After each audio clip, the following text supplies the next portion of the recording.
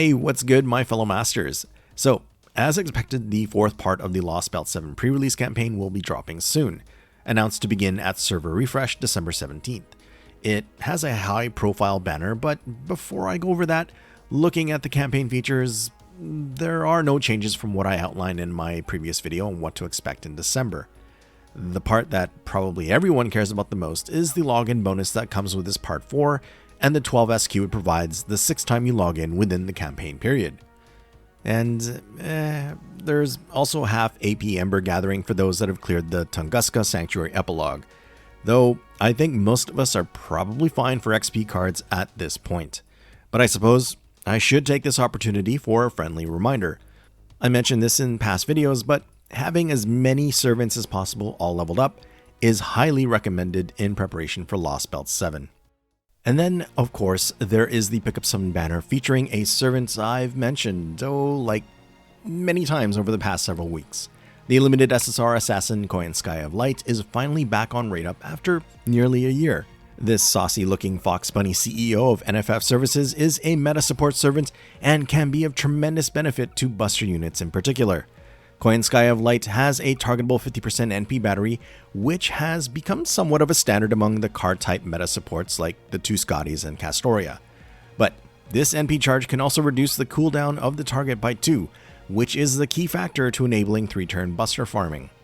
She can also provide an ally with a couple of power mod buffs, a 50% increase in damage against either the human trait or the man attribute respectively, both for 3 turns. This comes with an immediate crit star gain of 20 stars, along with an on-attack buff that allows the target to charge their NP gauge 10% with normal buster attacks. Then lastly, her targetable buster increase of up to 50% for 3 turns is what brings the whole support aspect to her kit altogether. It even has a huge buff to critical star absorption and a significant 50% crit strength increase, both specific to buster cards and both for 3 turns as well. Koyanskaya's NP is naturally a buster type that deals damage in an area of effect. It has a moderate steroid effect of a 1-turn 20% attack for herself that activates first. But it's not without any support function either. It will reduce the NP gauge of all enemies by 1 for a bit of stalling, plus the overcharge effect is a party-wide NP charge that ranges from 10% to 30% depending on OC level. And for more on Koyanskaya's own offensive capabilities, it should be noted she has a passive skill that gives her a flat 20% NP damage increase. In general, if you have a number of buster servants that are your main go-to units, then Koyanskaya is definitely a support unit to summon for. Her NP charge ability, cooldown reduction, and buffs to buster cards can really make units like Arjuna Altar or Morgan absolutely shine, especially when used in the typical double team format with a third support like Oberon. And then, more than just making their buster type NPs more potent, Koyan's critical support abilities allow for even more offensive options for buster units. There is immediate access to a good amount of stars, plus she makes sure those stars go to their buster cards for max effect.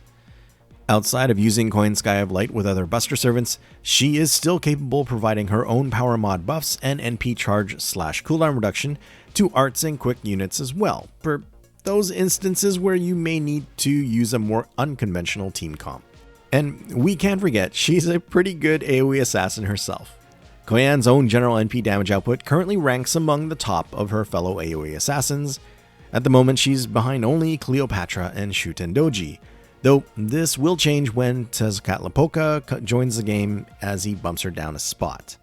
The point is, she can certainly be used to fill the role of an SSR AoE assassin for any given servant roster. Now, if you're relatively new to the game and maybe not familiar with how 3-turn buster farming works, I go into more details about it in an older video which I will link to in the description. All in all, it's not as straightforward as using double Scotty or double Castoria, and requires a certain skill usage sequence and a certain max cooldown on the attacker's own NP battery, among other things. With regards to her banner schedule, Koyanskaya of Light will be on rate up until the 29th of December. The somewhat bright side of knowing her banner starts on the 17th is the confirmation there is a slight bit of overlap with Oberon's rate up. So for those that want both Koyanskaya of Light and Oberon, but decided to prioritize Koyan, then hopefully she shows up early for you and leaves some SQ that can be used to try for Oberon before his banner ends. Now, If the circumstances are just not right to roll for Koyan this time around, then her next banner will be during the 2026 New Year's Summon campaign, assuming NA doesn't get a surprise banner along the way, like Thanksgiving 2025 or something. For those that are rolling for Koyanskaya of Light, then may the gacha be very kind to you, and you all have the best of luck. Please let me know in the comments if you will be rolling, and how you do. Oh, and I just wanted to point out that a social media campaign for LB7 is currently underway, which I didn't notice until now. Reach the 25k goals of likes, shares, reposts, and all that good stuff, and we all get 6 SQ. And every little bit does add up. At any rate, just a quick video this time around. Thank you, as always, for watching. Please leave a like if you enjoyed it. And until the next one, cheers!